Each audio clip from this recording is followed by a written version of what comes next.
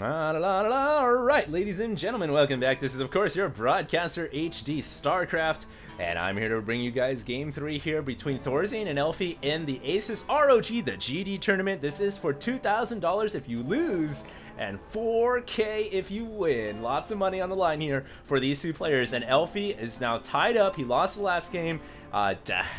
He played a great first game. The second game, he also played pretty well, but Thorzain is, I think, now that I've seen that game, I think he might have the slight edge in macro, and we'll have to see if Elfi, like I said in the end of that last cast, is Elfi gonna rethink his strategy here and go back to playing more of an aggressive style rather than trying to play macro against a Terran player who's notorious for having sick, absolutely sick, greedy Terran play.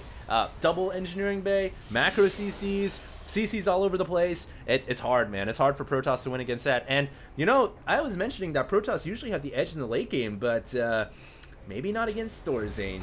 PvT takes on a whole new meaning. It's not Protoss versus Terran, it's Protoss versus Thorzain. You gotta be careful sometimes against a player like that. Now, he is not walling in. He's throwing the supply depot with them back and the barracks at the front.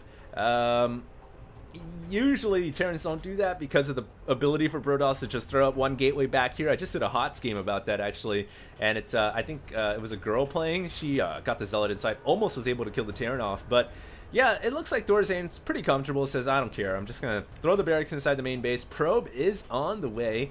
We do have a gas coming up from Elfi, and I'm really curious. I want to see what this probe's gonna do.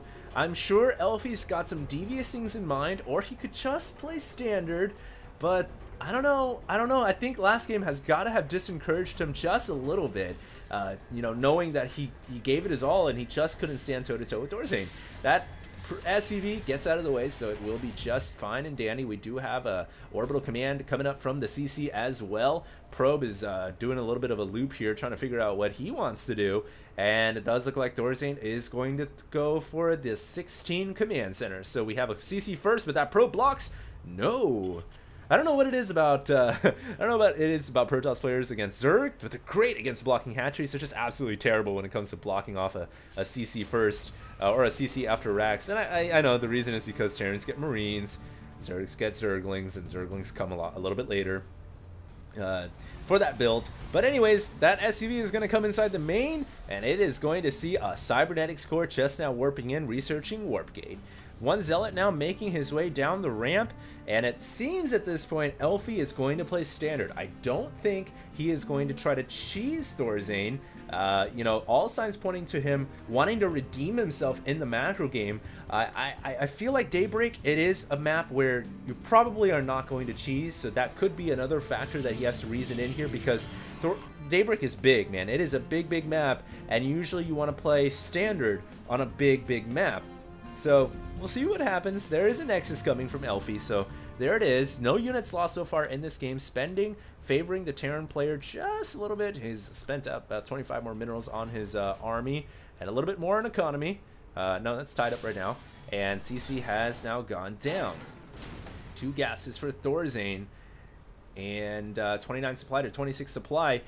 I will be giving out a Heart of the Storm beta key somewhere in the next couple of casts, or maybe in this cast. I'm not entirely sure yet, and we'll see if the question is going to be hard or easy. I still have like 4 or 5 left, and I want to make sure I give them out to the people who really deserve them. Who, you know, I especially want to try to reward the people who've been watching my channel for a long time, because I do feel like that takes, you know, that shows a lot. And I'm not sure how I'd be able to give it to you guys or not. So I'm not sure what's the strategy here on how to differentiate somebody who's been watching my channel for a long time and someone who's been watching for a little bit less than that. Obviously, I love you guys all if you're subscribers. So if you guys are subscribed or you're not, if you are subscribed, love you. If you're not, please do subscribe. It would mean a lot to me, and it helps me keep going for all these casts that I do for YouTube. So anyways, getting back into this game, what is going to happen? Elfi is throwing up a Twilight Council right now. He is finishing up Cybernetics core. That is a pretty quick Twilight Council. Is he going to go DTs? Or is he going to go Blink? That is interesting. Usually you see Protoss, I think he might just be going quick charge on Archon. Very quick charge on Archon. And there goes the Templar Archives. It could be a 2-base charge on Archon push all in So yeah, maybe Elfi isn't gonna play super standard because this is anything but. You know, very quick Templar research. The reason being you want to get the Storm upgrade quickly here, or you want to start making Archons really quickly. We'll see which one he goes for. But either way, it is Templar tech. And all Thorzain has to do is just drop a Comsat right smack dab into the heart of the Protoss base, and he would see what's up. There is a robotics facility coming, though, so we might see Warp Prism here to ferry over some early Templars for Storm. It looks like he is going to research Storm, and maybe he's just getting the robotics facility just for observation. But either way, this is a weird opening, I think, from Elfi. Thorzain right now prepared for drops because well, I guess he's just prepared all around. He's not really protecting the front door. I don't know what is prompting him to think there could be a drop play, other than the fact that there was a Warp Prism used in the first game of this set on Entombed Valley. He has this Marine now going around the map, and he is going to check the third right now. He's not going to see a third Nexus yet. And you know, if he can get that Marine behind this Stalker in this entry, he's going to see 3 Templar, and immediately he's going to think, all right, what is going on here? Why, Elfi, do you have Templar up so quickly? And is it a Warp Prism? It is an Observer being created. So 1, 2, 3, 4, 5 gates. It is possible here Elfi could be looking to play standard with a very quick Templar researching for Psionic Storm research from the Templar archives, but that isn't the most efficient way to get up there. I don't know what really is going on right now. Is he going to make a push? And you know, he still doesn't show any signs of getting a third Nexus, so I gotta say it's a charge out Archon timing here, 2 base. And, oh, the Observer just gets picked off so quickly by Thorzain. That was not even fair. Observer goes in and is like, I'm cloaked, you can't see me. And not against Thorzain, man. That blur gives it away. And here we go, Thorzain coming in with his army. He's got to feel like right now, all right, what is going on here? What is the Protoss doing? I got to go find out. I haven't dropped the Comsat yet. And yeah, man, it is definitely a 2 base. Charge on Archon all in. 1, 2, 3, 4, 5, 6, 7, 8 gateways. Storm is research. Charge is on the way. Thorzain never threw down any Comsat. He's going for an expansion. I don't know if Thorzain is going to be able to sniff this out due to the lack of scanning. He sent the SCV or the Marine over here, but he didn't see a third Nexus, but it doesn't necessarily mean the Protoss didn't have plans to expand, because that Marine went there at around 6 to 7 minutes. Usually Protoss get the expansion a little bit after that. So Thorzain has no idea what's going on right now. He still hasn't seen the Templar yet.